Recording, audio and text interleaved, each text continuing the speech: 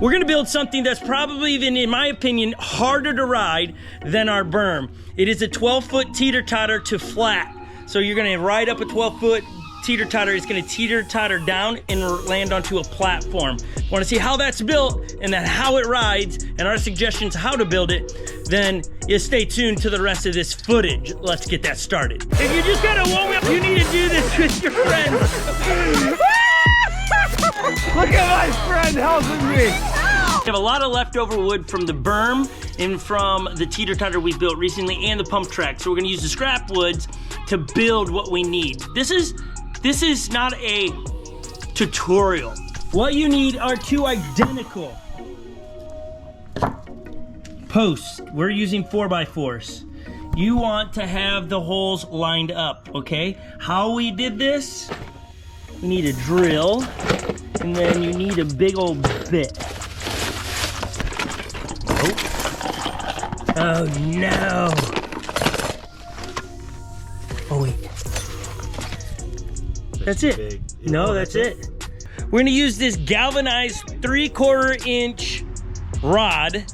What's gonna hold the weight of the teeter totter. So if you get your holes drilled wrong, you're going to not be able to teeter totter right. Line up these two perfectly. Then you're going to paddle bit through. You don't really have to worry about leveling it at this point because we're gonna go into the woods and then level it by digging the ground. So right now we're gonna get as close as we can.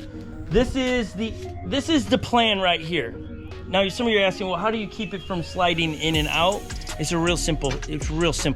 Before we do the decking, we're gonna do what we did with the 4x4s, stack these on top of each other, find center on the top board, make sure that they're dead even on each other. So it is 12 foot 1 inches long, which we're still gonna make center at 6 because we want that extra inch to potentially help the thing tip. Because when you're building a teeter totter, you need it to naturally fall back down. If you just put it smack dab in the middle, it's not gonna fall back down. It's gonna hover. Then you gotta put a lot of weight to the end, which you still might need to put weight, but not as much.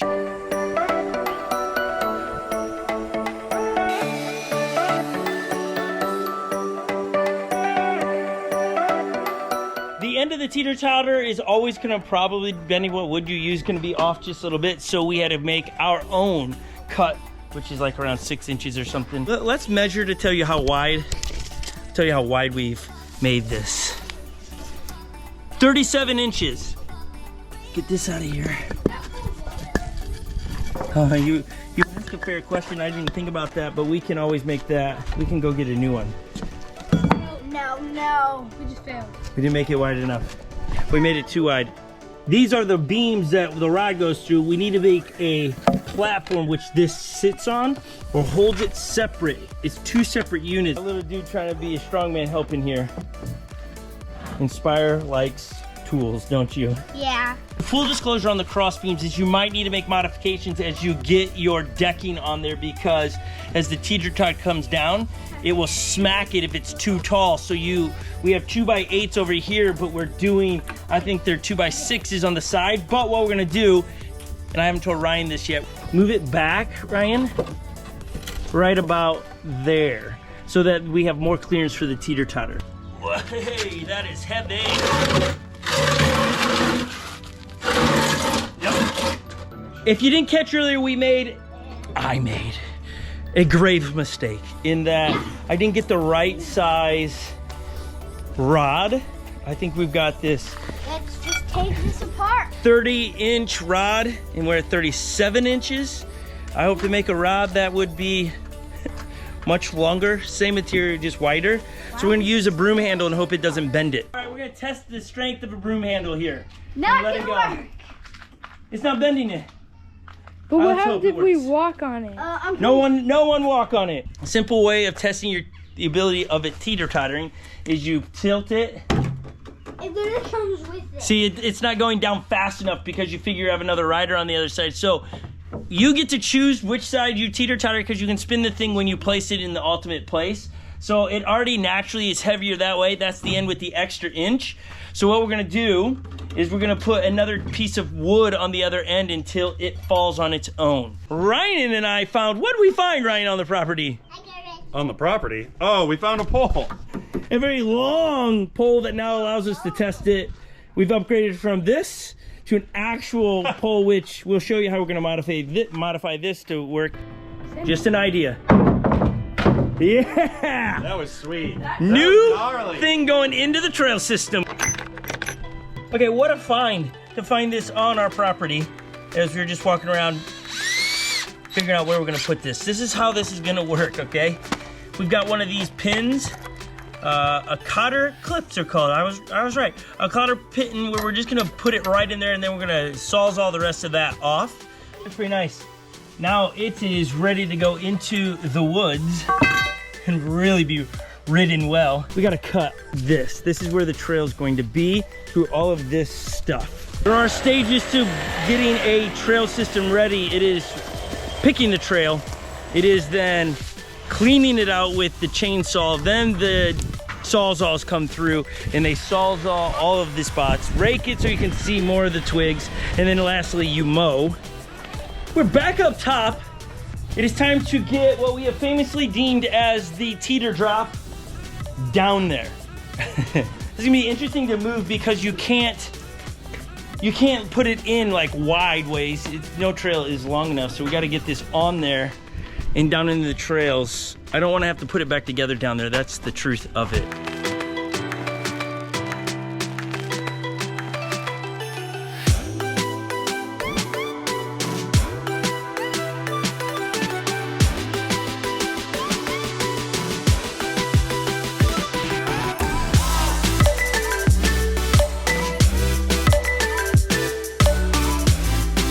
Last we left you, we got the Teeter Totter down. It is not level, it is not rideable, but we brought the platform down where that is the home of the platform. We do have a few questions of leaving this as a drop, or do we leave it with a nice tapered off dirt section? I think we'll ride it at first and see. This just feels kind of narrow. And then the interesting thing with this trail is it goes to the left. So if you drop straight, that would be where it would take you. But we have an interesting dilemma around here as the lake tends to come up. As you can see, this is where the lake is currently. It has come up a little bit, so if we would have made this the exit, we could have potentially ran into an issue of it being underwater. So we want to avoid that, so we're making a turn out of the woods. We are way off on level. Let's see, I gotta imagine. Oh man. That's level, folks. We got 4 inches of dirt that we need to put on at least this side so that we can bring this to level. That is the project here. Because you don't want to create a feature where it's presenting more obstacles than necessary. Leveling all the features has been one of those things out here on the Northern Gauntlet trails that has provided somewhat a dilemma at times.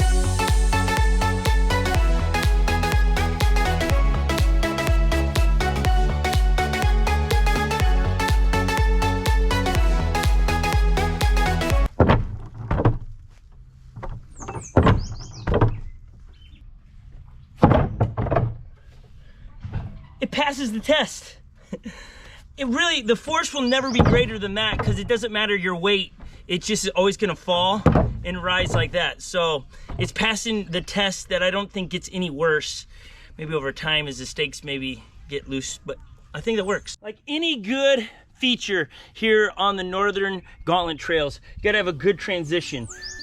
You could probably bonk on there, but you wouldn't get speed, right? You wouldn't have speed to get up there. So we want a good transition of dirt that you just hit this and you can go straight onto the feature. So now we're gonna put a ton of dirt here. We're gonna try to use drier dirt if we can find some back here so that we can mob this today.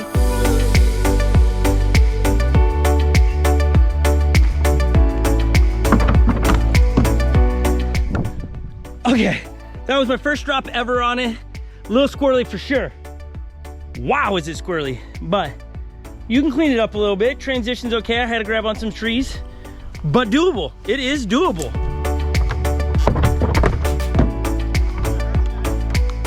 You need more speed. More speed? Yeah, but not too much. You need some speed. Ryan, who's been with us, is here. Let me move my one wheel so he can go. Don't go yet, Ryan.